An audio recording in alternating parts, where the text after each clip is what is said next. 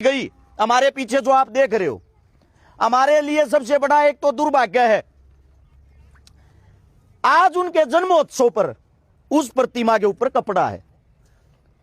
दूसरा दुर्भाग्य यह है, जो तोड़ने वाला साथी था उसके जो विचार थे, अगर कोई ये सोचता वो मूर्ख था। अगर कोई ये सोचता जाने अनजाने में तोड़ दिया, क्योंकि कल ना पता तो लगेगा, पता लागते एक पलड़ी ये चीज आ रही, आदमी हाथ जोड़ के माफी मांग रहा है, गलती होगी जी भाई, मान लेंगे गलती होगी, लेकिन बड़े साफ और दिमाग से एक चीज इस्तेमाल की गई, एक मूर्ति को तोड़ दिया, दूसरी को नहीं। और मैं तो आप लोगों पे इस गांव पे गर्व करता हूं, पहली बार देखा मैंने तो ये काम, बाबा साहब और चौधरी साहब की इकट्ठी फोटो लगा रखी, पहली बार।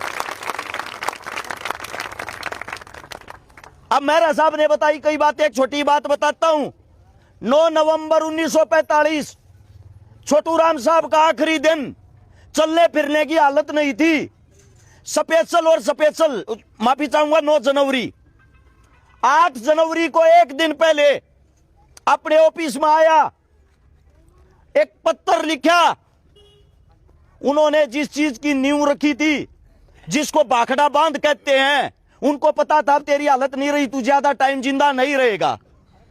भाखड़ा बांध की जो लड़ाई थी, उस लड़ाई की जिम्मेदारी बाबा साहब की लगा के गया था। मैं रहूं ना रहूं, भाखड़ा बांध बनना चाहिए, आपकी जिम्मेदारी है। उस भाखड़ा बांध के कारण हमारे उत्तर भारत का किसान जिंदा है, जो थारे खेता तक पानी पहुंचने लग रहा है।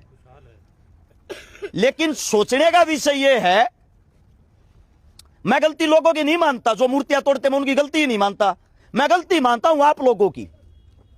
क्यों मानता हूं? बाबा साहब ने साफ साफ कहा है, मैं किताबों में हूं, और तुम कड़ा ढूंढो हो, पूजो हो। जिस चीज के मतलब वो खिलाफ थे, बहुत सारे अंबेडकरवादी मेरे को मिलते हैं, नए बच्चे जिन्होंने बाबा साहब को पढ़ा ही नहीं, वो एक चीज में विश्वास करें, जोत लगा दी, हाथ जोड़ लिए, उनको यही नहीं पता जो इंसान ये कह के गया है, शिक्षा वो शेरनी का दूध है, जो जितना पिएगा उतना दाढ़ेगा। अब बात यह है, उस दूध को पीते क्यों नहीं? अगर उस दूध को जब आप लोग पी लोगे, आप लोगों को जमीन की हकीकत का पता लग जाएगा।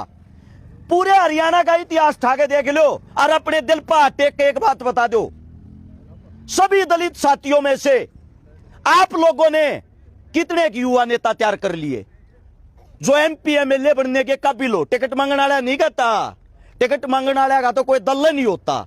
उनकी तो एक बात है, बीजेपी की लहर आगी बीजेपी गल, कांग्रेस की लहर आगी कांग्रेस गल, उनकी गिनती नहीं है। समाज के बीच में कह हरियाणा की